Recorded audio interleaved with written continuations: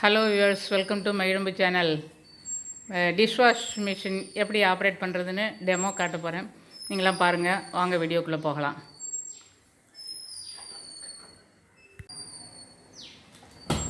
இதோ இப்படி தான் ஓப்பன் பண்ணணும். டோர் ஓப்பன் பண்ணிட்டா உள்ளுக்குள்ளே எப்படி இருக்குது பாருங்கள், இப்படி தான் இருக்கும்.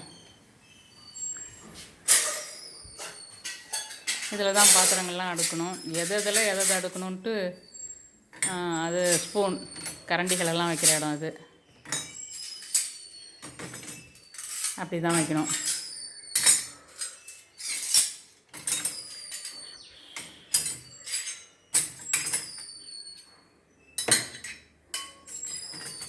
ஒவ்வொரு பாத்திரத்துக்கும் ஒவ்வொரு இடம் வச்சுருக்காங்க. இது கரண்டிகளை வச்சு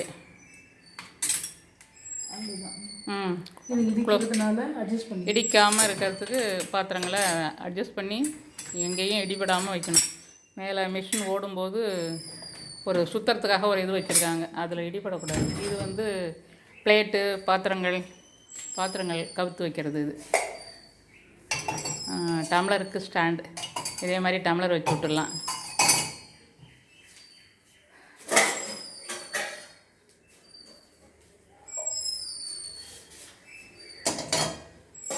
எந்த பாத்திரம் எதில் வச்சா உங்களுக்கு இடிக்காமல் இருக்குமோ அது பார்த்து வைக்கணும். அவ்வளோதான், வைக்கிறதுல தான் இருக்குது.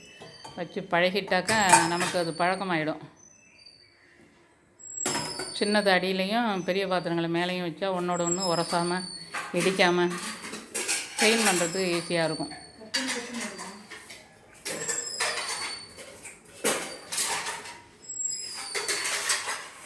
இப்போ பிளேட்ஸ் எங்கே வைக்கணும்? பிளேட்ஸ் வைக்கிறதுக்கு அதுக்குன்னு தனி ட்ரே இருக்குது. இதில் தான் பிளேட் வைக்கணும்.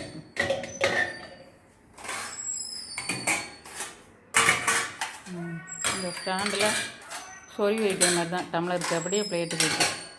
எப்படி கிச்சனில் வச்சுருக்கோமோ அதே போல் தான் இதுலேயும் வைக்கிற மாதிரி வச்சுருக்காங்க.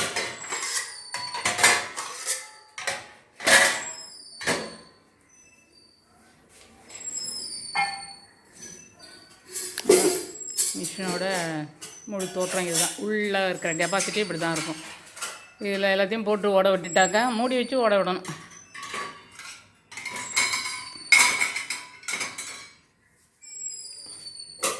பிளேட்ஸ் எல்லாம் முடிஞ்சிருச்சு. இனிமேல் கிண்ணங்கள், கப்பு கிண்ணங்கள் அதுக்கான இடத்துல அதை வச்சிடணும். அவ்வளோதான்.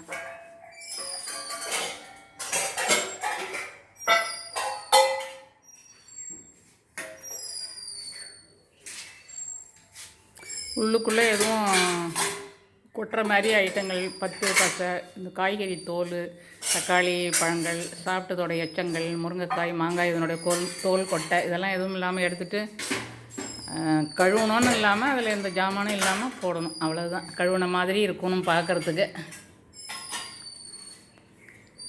வெறும் 10 மட்டும் இருந்தால், ஊர்ன 10 இருந்தால் நாழிப்பட ஓட்டத்தில் க்ளீன் ஆகிடும்.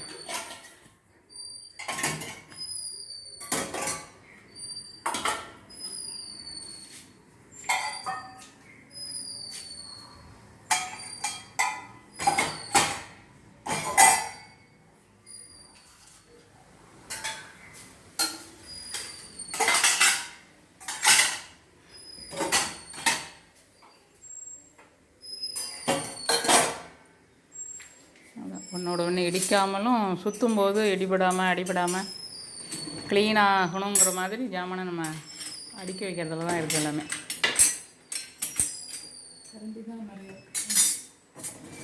பரவாயில்ல, எல்லாம் க்ளோஸ் பண்ணிவிட்டு பவுடர்லாம் இனிமேல் தான் போடணுமா?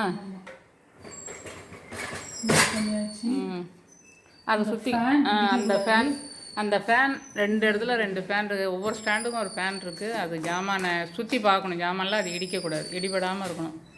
அதுதான் அதில் முக்கியம். அதை பார்த்துட்டு அப்புறம் பவுடரை போட்டு க்ளோஸ் பண்ணி ஆன் பண்ணிட வேண்டியதுதான். இதுதான், இது பவுடர் போட வேண்டியது. ஒரு ஸ்பூன். அதுக்கு என்ன அவங்களே கொடுக்குற ஸ்பெஷல் பவுடர் அதெல்லாம். அதையும் க்ளோஸ் பண்ணியாச்சு. இப்போ மிஷினையும் க்ளோஸ் பண்ணியாச்சு. அவ்வளோதான். ஆன் பண்ணிட்டாக்கா அவங்க என்ன அதில் ப்ரோக்ராம் பண்ணி வச்சுருக்காங்களோ அந்த ப்ரோக்ராமுக்கு ஓடிக்கும். இப்போ இதில் எத்தனை மணி நேரம் இதில் ப்ரோக்ராம் பண்ணி வச்சுருக்கு? இதில் 56 மினிட்ஸ் வரும். அதான் எத்தனை மணிக்கு வேணாலும் அவங்க ப்ரோக்ராம் வச்சுருக்காங்க, விதமாக வச்சுருக்காங்க. நமக்கு என்ன தேவையோ அப்படி வச்சுட்டாக்கா அது க்ளீன் பண்ணி கொடுத்துருது. அவ்வளோதான். Thank you viewers. திறக்கும்போது அப்புறம் காட்டுறேன் உங்களுக்கு அடுத்த வீடியோவில். ஓகே. மிஷின் ஸ்டார்ட் ஆகி ஓட ஆரம்பிச்சிருச்சு. 56 செகண்ட்ஸ் காட்டுது. 56 நிமிஷம். 56 நிமிஷம். கிட்டத்தட்ட 1 மணி நேரம் ஓடுற ப்ரோக்ராம் இதில் வச்சுருக்காங்க. ஆனால் இன்னும் நிறையா ஊர்ன குக்கர் மாதிரி காஞ்சி போன ஜாமான்களுக்கெல்லாம் இன்னும் நிறைய நேரம் ஓடுற மாதிரி ப்ரோக்ராம்லாம் இருக்குது. அது அவங்கவுங்களுடைய பாத்திரத்தினுடைய அழுக்கு காஞ்சது அதை பொறுத்து தான், அதனோட அமைப்பை பொறுத்து தான் டைம் பார்த்து நம்ம வச்சுக்கணும். இப்போ இது 1 மணி நேரத்துக்கானது.